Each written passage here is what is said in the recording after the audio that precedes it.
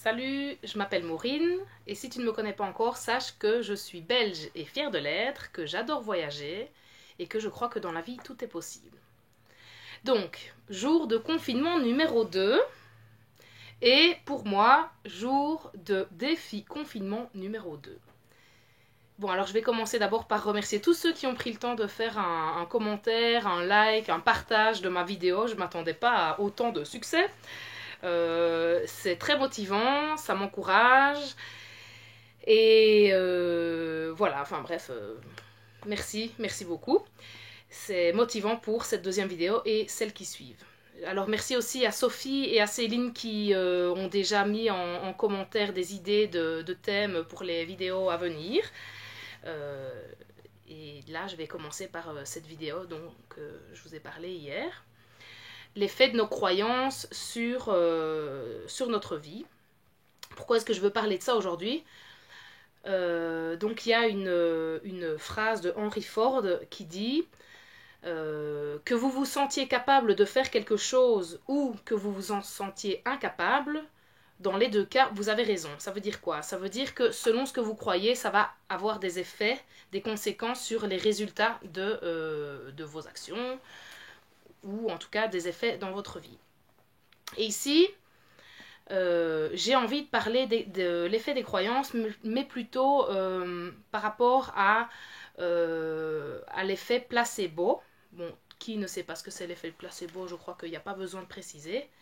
Donc c'est en gros, on vous donne un faux médicament, hein, de l'eau avec du sucre, pour quelque raison que ce soit, et vous avez tellement foi, vous croyez tellement en la force de ce médicament, ou vous croyez en le médecin qui vous prescrit ce médicament, que par cette croyance, ça va avoir un effet sur votre guérison. Il faut savoir que quand on teste les médicaments, donc on prend toujours un groupe avec le médicament, un groupe avec le placebo. Évidemment, personne ne sait qui a le vrai médicament, qui a le placebo, et on doit aussi avertir les patients, les malades, des effets indésirables du médicament à tester. Et il arrive qu'en cours de traitement, les gens qui ont le vrai médicament arrêtent la prise du traitement à cause des effets indésirables.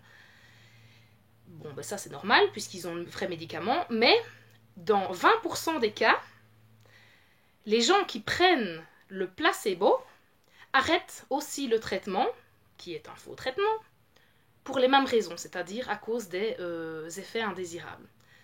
Donc qu'est-ce que ça veut dire ? Ça veut dire que quand vous croyez que quelque chose va vous guérir, ou quand vous croyez que quelque chose va vous rendre malade, ça va vous pousser à guérir ou à vous rendre malade. Pas à 100% des cas, attention, hein, je pèse mes mots, évidemment.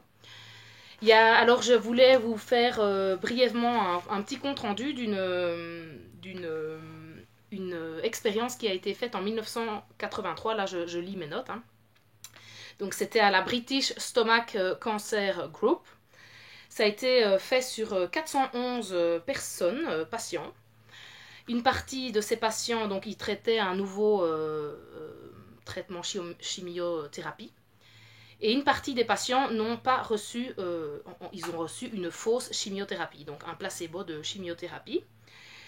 Et on a informé les patients qu'ils risquaient de perdre leurs cheveux et d'être pris de nausées à cause du traitement. Et bien, dans le groupe qui a pris le placebo, plus de 30%, plus de 30% des gens qui ont pris le placebo ont perdu leurs cheveux. Et jusqu'à 56% de ceux qui ont pris le placebo ont été pris de nausées. Alors je ne sais pas quel effet ça vous fait, mais moi je trouve ça incroyable. Le pouvoir de l'auto-persuasion, de la croyance, de la foi qu'on a en le docteur, en le traitement, et de l'influence que ça peut avoir ensuite sur notre corps. Donc, pourquoi est-ce que je vous parle de ça ? Je vous avais dit hier qu'il y avait un rapport avec le coronavirus. Alors, il y a une autre phrase que j'aime beaucoup, je ne sais plus c'est qui l'a dit. c'est tout ce sur quoi tu mets ton attention va subir de l'expansion. Alors, pour le moment, à quoi est-ce que vous mettez votre attention? À toutes des choses qui vous font peur, à toutes des choses qui vous donnent une idée et peut-être qui vous persuadent, qui créent une croyance que vous allez tomber malade, que vous allez attraper ce fameux virus, parce que vous avez touché un objet qui a été touché par quelqu'un d'autre et que vous n'aviez pas des gants, parce que vous avez croisé quelqu'un qui n'avait pas un masque. Ou est-ce que vous mettez votre attention sur tout ce qui vous rassure, tout ce qui vous persuade que vous allez rester et traverser cette période de crise sain et sauf? Donc par exemple, je suis prudent, je respecte mes distances de sécurité, je me lave régulièrement les mains, j'utilise des mouchoirs à usage unique, enfin bon, toutes les précautions qu'on nous propose. Et voilà, j'avais vraiment envie de vous partager ce sujet sur le placebo, le nocebo, aujourd'hui, pour essayer et vous dire, enfin oui, c'est ça, pour vous faire passer le message de faites attention à vers où vous mettez votre attention, sur ce qui vous fait peur ou sur ce qui peut vous rassurer. Parce que ça aura un effet. Alors je ne dis pas que enfin voilà, c'est vrai, on est dans un... Tout ce qui se passe ici, c'est réel. Il y a des gens qui sont malades, il y a des gens qui sont morts, il y a un virus, hein, d'accord, tout ça, ça existe. Mais ce qui se passe dans votre tête, ça va pousser ou ça va reculer les effets sur votre santé. Donc, je vous invite à mettre en commentaire sur quoi vous mettez votre attention, quelles sont les actions, quelles sont les pensées que vous pouvez avoir et qui pourraient vous rassurer pour justement avoir plus un effet placebo dans votre vie par rapport à ça, plutôt qu'un effet nocebo. Par exemple, moi je regarde pas la télé, je regarde pas les nouvelles. Ça ne m'aide vraiment pas de savoir qu'il y a des cas qui se rapprochent de plus en plus près de moi. À part me provoquer de la peur, ça ne va pas m'aider à rester saine et sauve. Donc je préfère mettre mon focus sur ce qui va me permettre de garder confiance et de rester forte aussi mentalement avec mes croyances. Voilà. Écrivez-moi donc vos petits trucs et astuces pour rester confiant par rapport à ce fléau. Hein.